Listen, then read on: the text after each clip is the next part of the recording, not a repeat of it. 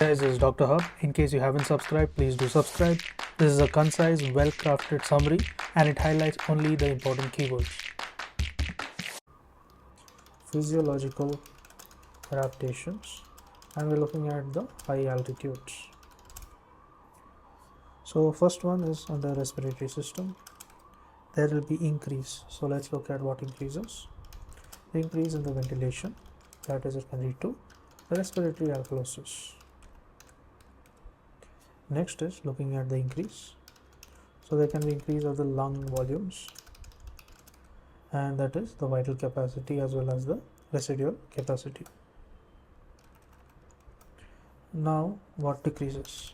So respiration, there is on high altitude the physiological adaptation. It includes decrease in the arterial PO2, decrease in arterial PO2, and also the oxygen saturation.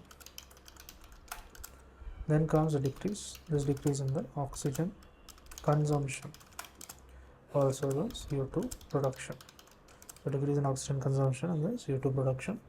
Next comes the decrease in the lung compliance and also the FEV1. Then comes there's a decrease, there's decrease in the lung gas transfer, that is nothing but the DL CO. Now moving on to the CVS. So under the CVS, there will be increase in the heart rate as well as the cardiac output. And the hematological, so in hematologic there will be increase. So increase in the erythropoietin, increase in erythropoietin as well as the RBC production. And there will also be the increase in 2,3-DPG, 2,3-DPG RBC, and it binds to the HP. So the HP releases more oxygen. Next, moving on to the cellular components. So under the cellular variety, there can be increase in mitochondria, and upon the renal, there is a renal excretion of the bicarbonates. Example being it can augment by the use of acetazolamide to compensate the respiratory alkalosis. Now, talking about CNS, there can be increase in the cerebral blood flow and increase in the intracranial pressure. So the acute mountain sickness is due to the rapid ascent in the high altitude, where there is a decreased PO2, and it can present with the high altitude cerebral edema, high altitude cerebral edema, high altitude pulmonary edema. Next is there can also be presence of headaches and the fatigue.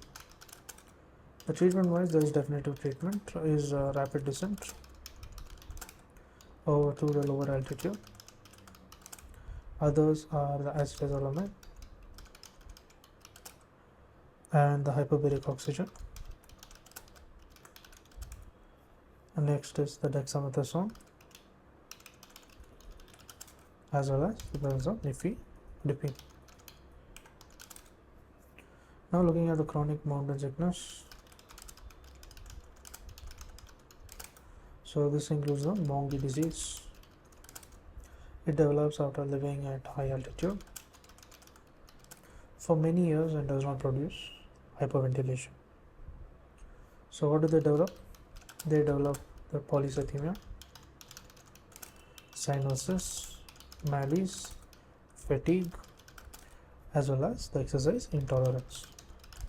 Treatment wise, it will be to lower return to the lower altitude, that is at sea levels, to prevent the rapid development of the fatal pulmonary edema.